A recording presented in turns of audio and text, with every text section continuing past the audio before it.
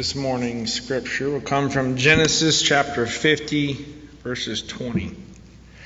As for you, you meant evil against me, but God meant it for good in order to bring about this present result, to preserve many people alive.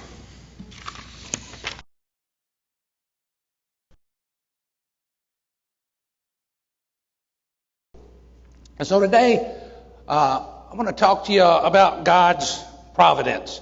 And in doing that, I'm going to share with you God's providence in my life. And I hope you don't get too bored with Aaron Duvall's story, but it's kind of how it is applicable in my life. And,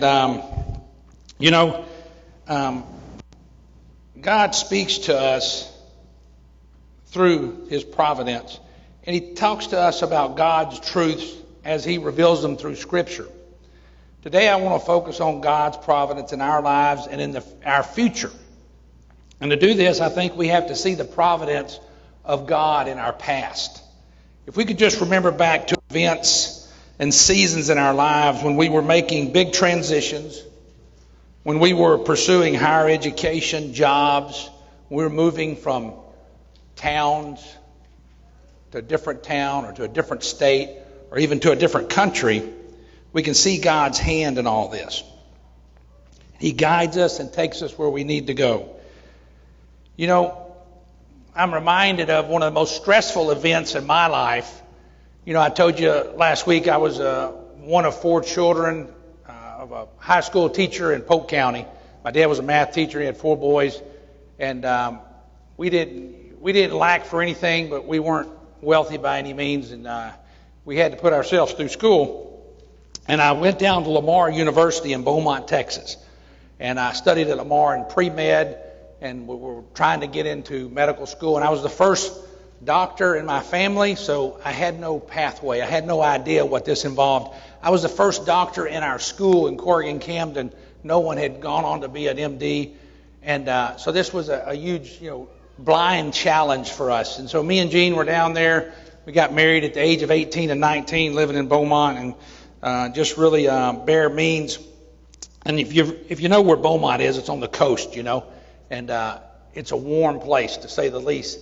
And we lived in an upstairs garage apartment with no AC for 3 years. And that really prepared us for about anything you could do to get ready for us to endure, the elements. And but God was good to us, and it came that time for me to apply to med school. So I applied to all the University of Texas medical schools in Houston, Galveston, San Antonio, Dallas, all the ones in the state, because we couldn't afford out-of-state tuition, so it was either go to Texas or not go anywhere. And we applied to another school, Baylor College of Medicine, which was outside of the university system. It was a private school, and a more elite school, and kind of tough to get in. And so during that process, we kind of centered in on San Antonio. We really enjoyed San Antonio. We had a great visit there, and they interview you. It's what they say is true. They really grill you. I mean, you go in for these interviews, they ask you all kind of questions, kind of shake you up, try to see you psychologically, and they ask you kind of, questions you try to prepare for, but you can't. But then sometimes they just ask you just salt of the earth questions. Anyway, San Antonio was a real good fit for us. We were kind of looking like we were going to go to San Antonio and enjoy some Mexican food and the river walk and all that stuff. And that's where we thought we were going. And then out of the blue, I get this invitation to come interview at Baylor in Houston. We didn't want to live in Houston. Houston was a big city. It was dangerous. It was dirty. Just everything about Houston we didn't want to do, And plus, it was at Baylor. No one at Lamar had gotten into Baylor for 15 years. And so Baylor was kind of out of our league, we felt. And so we were kind of on the verge of dismissing that. But my brother called me. He's a dental student in Houston, across the street from Baylor. And he said, hey, I got free tickets to the Houston Livestock Show and Rodeo and Kool and the Gang. And I thought, boy, you can't turn down that, So we stayed with them that weekend. We were going to interview at Baylor. And so I went to half the interview. The interview process was you interviewed through the morning and to noon with all these different doctors and professors. Then the second half of the day, they took you around, showed you all the facilities, and tried to convince you this was kind of the place you wanted to go. Well, when Baylor sent me that letter, they told me, they said, listen, we need 2 more students, and we're interviewing 50. And I'm thinking, this is really not much opportunity here, or a waste of time kind of deal. But we went through that process. I interviewed. I thought it was one of the best interviews I'd ever done. I think it was because I just didn't care. I just kind of was relieved. I didn't really think I had much opportunity there or chance. And I ended up leaving at lunch, going to the Houston Livestock Show and Rodeo, and enjoying cooling the gang. And a couple weeks later, we get this letter that they invited us to come to Houston to go to medical school. And so that God's providence in my life took me somewhere I didn't even know I was going to go. And I want to tell you, in Houston, we worship with some of the strongest churches I've had the privilege of being part of. And I was a young Christian. I was very moldable. And I can remember one of my elders was Burton Kaufman. And for those of you that don't know Burton Kaufman, he wrote blanking on what it is now, but it's a commentary. Thank you. Commentaries from Genesis to Revelations. That is a huge undertaking. And he was an elder at our church, and he was very active and just very, very personable. But this was a huge spiritual man. He was a spiritual giant. He was about that big. And he had this big booming voice, and I just thought the world of him. And he was just someone that I really idolized as an elder in the church and somebody who was serving God in so many ways. And so we ended up going to Houston, and that wasn't the end of it. I could probably stop there, but that wasn't the end of it. The way it goes, you go to medical school, then you go to residency, and then if you want to be specialized, you go into a fellowship. And so me and Gene applied to a fellowship, went to Galveston for 2 years, and we were done. We were kind of tapped out on all the training and stuff, and we were going to come to Tyler in the White House area and go into practice. And my attending told me, he said, Aaron, you really need to go up to Toronto, Canada for 2 more years, or for another year is what he said, and do another fellowship. So it'd be 2 fellowships. And me and Gene were really wrestling with this because we were really struggling just, with exhaustion from too much education, if you will. But to make the long and short of it, we went up there, and this program was a advanced program where people all over the world applied, from Japan, China, Europe, the United States, and they took 2 or 3 people every year.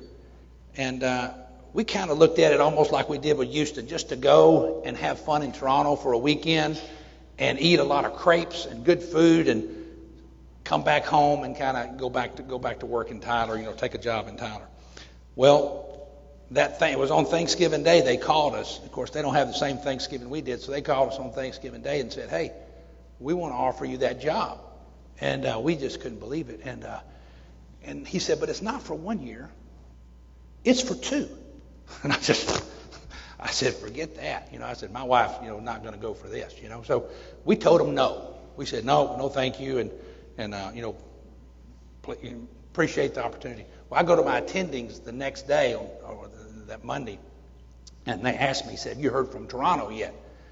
And this is like, the big program in the whole world as far as advanced therapeutics. And I said, yeah, I did. And I said, they asked us to come up there for 2 years, and we told them no. And they just went crazy. They said, man, they drugged me in the office there and sat me down and started kind of telling me how I was messing up. So the long and short of it was they convinced me. I went and convinced my wife, and we went to Toronto for 2 years. And that was quite an experience, Just financially, it was a strain. What they paid me to be a fellow was $100 less than my rent. And so we were living on everything we could get our hands on. But I want to tell you what, the biggest blessing of Toronto was the church.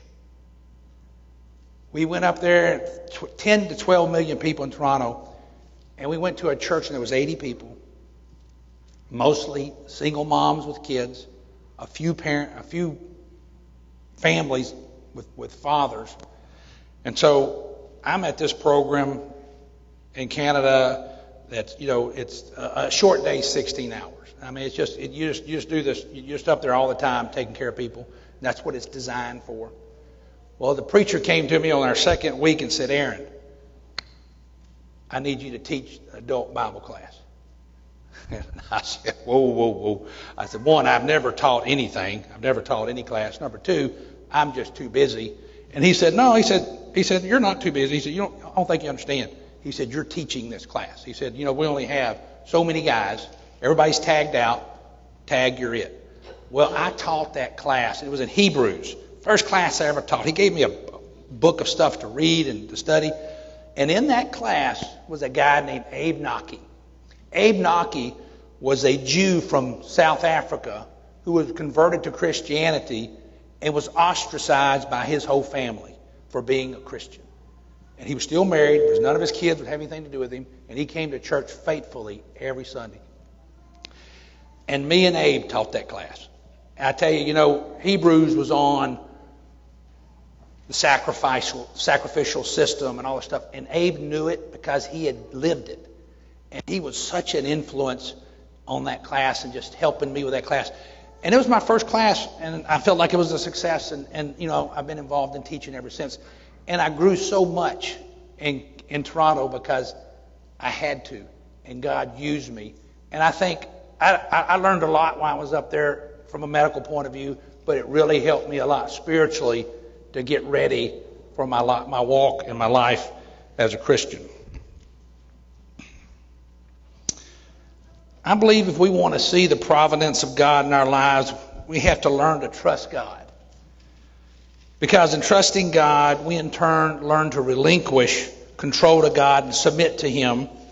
Only by submitting to God can we truly find lasting fulfillment and purpose in our lives.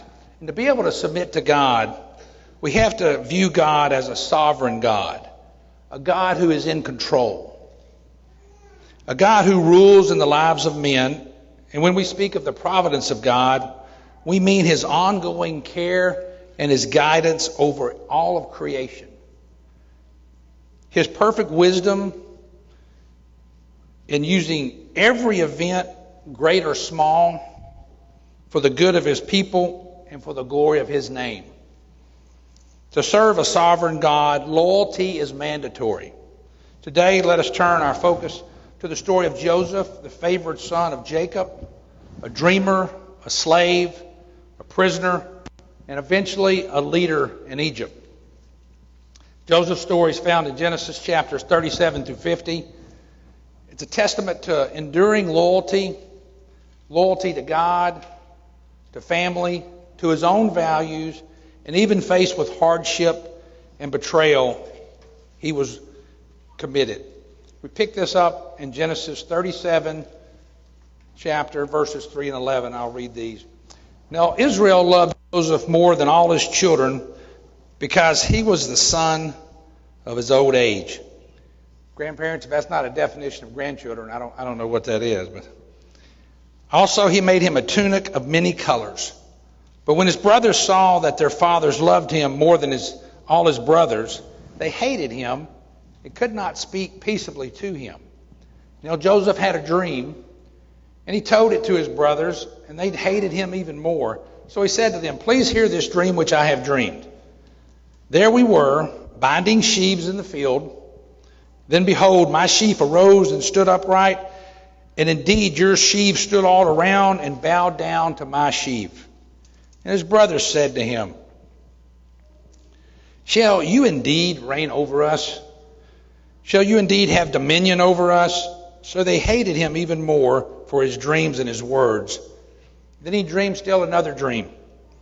And he told it to his brothers and said, "Look, I have dreamed another dream, and this time the sun, the moon, and the 11 stars bowed down to me." Then he told it to his father and his brothers, and his father rebuked him and said to him, "What is this dream that you have dreamed? Shall your mother and I and your brothers indeed come to bow down to the earth before you? And his brothers envied, but his father kept the matter in mind. So from a young age, Joseph was set apart. His father loved him dearly, and God gave him dreams of greatness. Yet Joseph's loyalty was immediately tested. Now the table set for Joseph's brothers to betray him. They are full of envy and hate toward Joseph because he was their father's favorite. And because of his dreams, they believed Joseph wanted to reign and lord over them. So Jacob sent all his sons off into the field to look after the livestock and flocks, except for Joseph. Joseph stayed behind. And then later, his father sent Joseph to check on his brothers to see how the work was coming. And we'll pick up the story where the brothers see Joseph coming off afar in Genesis 37, verse 18 and 20. Now when they saw him afar off, even before he came near them, they conspired against him to kill him. And they said to one another, "Look, this dreamer is coming. Come therefore, let us now kill him and cast him into some pit. And we shall say, some wild beast has devoured him. We shall see what becomes of his dreams." You know, that's some pretty good brotherly love there, you know. You know, you wonder when someone picks a favorite in the family, how that creates friction. You know, I was one of 4 boys, and so we had the beloved Cody, the baby boy. Hands off. You couldn't touch him, I want to tell you. And I'll demonstrate that in a story. So we had watched a movie, and I had to research that movie because I couldn't remember, but it was called A Man Called Horse. And so what it is, this British aristocrat is captured by the Sioux Indians, and then he's kind of assimilated into their culture. Well, part of that story, he has to undergo a kind of the rites of manhood, and they torture him. And I remember they pierce his chest muscles, his pectoral muscles, with wooden stakes, and then they lift him up in a tree by these stakes through his flesh, and he can't holler, he can't cry out, he can't do anything, or he would not be considered a man and be, you know, removed from the tribe. That made a big impression on me and my brothers. So the next morning, we go out behind the barn, and we decide to come up with a torture test for us to go through. And so we take a bunch of ropes and we tie them to my older brother's arms, and we put him against a tree, and my brother above me and then me get on both sides of that tree, and we try to pull him in two with the tree behind him, you know, and he can't holler out, you know. So we're doing that, and we're pulling and going at him, and around the corner comes baby brother Cody. Well, Cody sees us doing this, and I'm down on the ground, and we're pulling, and DeWitt's grunting and screaming. And so he picks up a machete, and he comes up behind me and just whacks me in the head, and just flays my head open, and I fall on the ground. It didn't knock me out, but I'm flopping around there, and blood's everywhere. Scalp bleeds a lot. My brother's running inside to get my mom. My mom runs out. She sees me on the ground. She sees Cody standing with a machete, and she runs over and says, "Aaron, what did you do to make Cody hit you in the head with that machete?" That's a true story. And so nothing ever happened to Cody. They took me to the doctor, sewed me up, but you couldn't touch Cody. And so it's probably a good thing that I wasn't in the church then, because we probably would have sewed Cody to somebody. Genesis 37, verses 23 through 28. So it came to pass when Joseph had come to his brothers that they stripped Joseph of his tunic, the tunic of many colors that was on him. Then they took him and cast him into a pit, and the pit was empty, there was no water in it. And they sat down to eat a meal. When they lifted their eyes and looked, there was a company of Ishmaelites coming from Gilead with their camels bearing spices, balm, and myrrh on the way to carry them down to Egypt.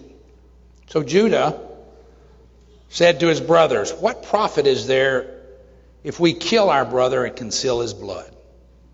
Come and let us sell him to the Ishmaelites, and let not our hand be upon him, for he is our brother and our flesh.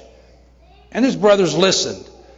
Then the midnight traders passed by, so the brothers pulled Joseph up and lifted him out of the pit, sold him to the Ishmaelites for 20 shekels of silver, and they took Joseph to Egypt. There's a whole lot of story in between there and the end of this. And so Joseph is kidnapped by his brothers, sold into slavery. And just try to imagine, if you're Joseph, what a low point in your life that is. It has to be one of the lowest points in his life, but in reality, Joseph had several more low points to come up to. When Joseph arrived in Egypt, he was sold as a slave to Potiphar, an officer of Pharaoh, a captain to the guard, and an Egyptian. And in verses 39, 4 through 9, so Joseph found favor in his sight and served him. Then he made him overseer of his house and all that he had put under his authority. So it was from the time that he had made him overseer of his house and all that he had, that the Lord blessed the Egyptian's household for Joseph's sake. And the blessing of the Lord was on all that he had in the house and in the field. Thus he left all that he had in Joseph's hand. And he did not even know what he had except for the bread which he ate. That's a lot of authority. Now Joseph was handsome in form and appearance. And it came to pass after these things that his master's wife cast longing eyes on Joseph, and she said, "Lie with me." But he refused, and he said to his master's wife, "Look, my master does not know what is with me in the house, and he has committed all that he has at my hand. There is no greater in this house than I, nor has he kept back anything from me but you, because you are his wife. How can I do this great wickedness and sin against God?" What powerful words from Joseph. Unfortunately, Potiphar's wife continued to stalk Joseph daily and pursue him. Finally, she had him alone, and she pushed the issue and even grabbed and ripped off his tunic, and Joseph fled away. She kept his tunic, fabricated a story to cover her sin. We picked that up in Genesis 39, 16 through 20. So she kept his garment with her until his master came home. Then she spoke to him with words like this, saying, "The Hebrew servant whom you brought to us came in to me and mocked me. So it happened, as I lifted my voice and cried out, that he left his garment with me and fled outside. So it was, when his master heard these words, which his wife spoke to him, saying, 'Your servant did to me after this manner,' that his anger was aroused. Then Joseph's master took him and put him into prison, a place where king's prisoners were confined, and he was in the prison. And there he was in the prison. In Potiphar's house, Joseph's loyalty to his master and to his God was evident, that he was entrusted with and had great responsibility. When falsely accused and thrown into prison, Joseph didn't abandon his faith or compromise his values. He served faithfully wherever he was placed, relying on God's providence. This story teaches us that sometimes standing loyal and firm in our convictions will not bring an immediate reward. Joseph's loyalty led first to suffering, but God was with him in the prison just as much as he was with him in the palace. Joseph's life reminds us that God honors those who honor him, even if the rewards are not immediate and the world misunderstands our choices. In Genesis 39, 21 through 23. But the Lord was with Joseph and showed him mercy, and he gave him favor in the sight of the keeper of the prison. And the keeper of the prison committed to Joseph's hand all the prisoners who were in the prison. Whatever they did there, it was his doing. The keeper of the prison did not look into anything that was under Joseph's authority, because the Lord was with him, and whatever he did, the Lord made it prosper. A lot goes on from this point to the time that Joseph finds himself in Pharaoh's palace. He interprets many dreams, and God's providence was great in Joseph's life. A great famine comes, and it brings Joseph's brothers back into his life, and Joseph reveals to his brothers who he is. And then the story's picked back up after the death of Jacob, Joseph's father. In Genesis 50, verses 14 through 21. And after he had buried his father, Joseph returned to Egypt, he and his brothers, and all who went up with him to bury his father. When Joseph's brothers saw that their father was dead, they said, "Perhaps Joseph will hate us. It may actually repay us for all the evil which we did to him." So they sent messengers to Joseph, saying, "Before your father died, he commanded, saying, 'Thus you shall say to Joseph, I beg you, please forgive the trespasses of your brothers for their sin, for they did evil to you. Now please forgive the trespasses of the servants of the God of your father.' And Joseph wept when they spoke to him. Then his brothers also went and fell down before his face, and they said, 'Behold, we are your servants.' Joseph said to them, 'Do not be afraid, for am I in the place of God?